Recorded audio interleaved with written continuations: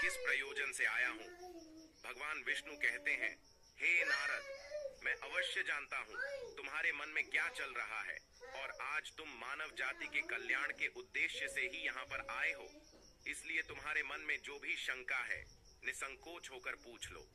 नारद जी कहते हैं, हे प्रभु, यदि आप आज्ञा दें तो आपसे मैं एक प्रश्न पूछने के लिए आया हूँ। हे प्रभु, ब्रह्मदेव ने सृष्टि की रचना करते समय स्त्री और पुरुष का निर्माण किया था और दोनों को ही एक दूसरे के पूरक बनाया है।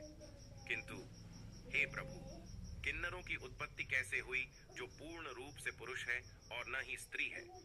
भगवान विष्णु कहते हैं, हे देवर्षि, आज तुमने उचित ही प्रश्न किया है। तुम्हारे इस प्रश्न का उत्तर महाराज सुद्युम्न की कथा में छिपा हुआ है। देवर्षि कहते हैं, हे प्रभु, महाराज सुद्युम्न कौन थे और उन्हें किस कारण से स्त्री का शरीर प्राप्त हुआ था।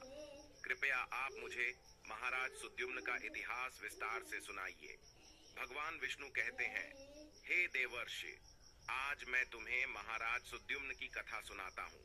इस कथा के माध्यम से तुम्हें तुम्हारे सभी प्रश्नों के उत्तर मिल जाएंगे। इसीलिए तुम इस कथा को ध्यान से पूरा जरूर सुनना। जो भी इस कथा को पूरा सुनता है उसके पापों का नाश होता है। देवर्षि कहते हैं, हे प्रभु, मैं इस कथा को पूरा अवश्य सुनूंगा। कृपया आप वह कथा मुझसे कहिए। फिर भगवान विष्णु नारद जी को महाराज सुद्युम्न की कथा सुनाने लगते हैं।